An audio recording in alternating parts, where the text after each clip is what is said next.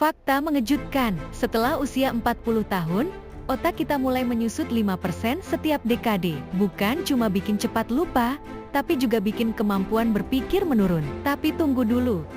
Ternyata ada cara ilmiah untuk melawan penyusutan otak ini, dan jawabannya bisa jadi sesuatu yang seru banget. Chris Hemsworth, aktor Thor, mulai belajar drum di usia 41 tahun. Bukan buat gaya-gayaan, tapi demi melatih otaknya. Penelitian menunjukkan, mempelajari keterampilan baru, terutama alat musik, bisa jadi senjata rahasia untuk menjaga otak tetap muda. Tapi kenapa sih otak kita menyusut? Hilangnya neuron dan sinapsis, berkurangnya plastisitas otak, produksi neurotransmitter penting seperti dopamin dan serotonin makin turun. Akibatnya, kita gampang lupa, sulit fokus, bahkan mood ikut kacau. Dan kalau dibiarkan, bisa jadi awal dari penurunan kognitif serius seperti demensia. Tapi jangan panik, sains kasih kabar baik. Otak punya kemampuan luar biasa yang disebut neuroplastisitas, kemampuan untuk membangun jalur baru seumur hidup. Caranya, dengan tantangan mental, belajar bahasa baru, olahraga, menulis.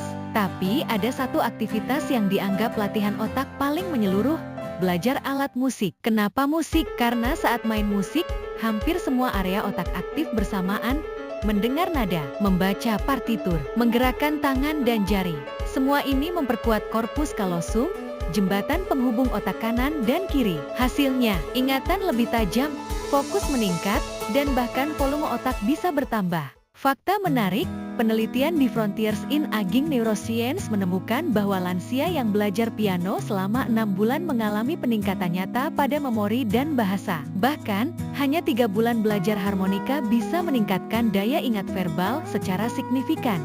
Jadi, bukti ilmiah jelas, musik benar-benar bisa jadi vitamin untuk otak. Lalu, bagaimana cara memulainya? Pilih alat musik yang kamu suka, piano, gitar, atau drum. Pastikan menantang, tapi masih bisa kamu nikmati. Belajar bisa lewat kursus, aplikasi, bahkan YouTube. Yang penting, kamu konsisten.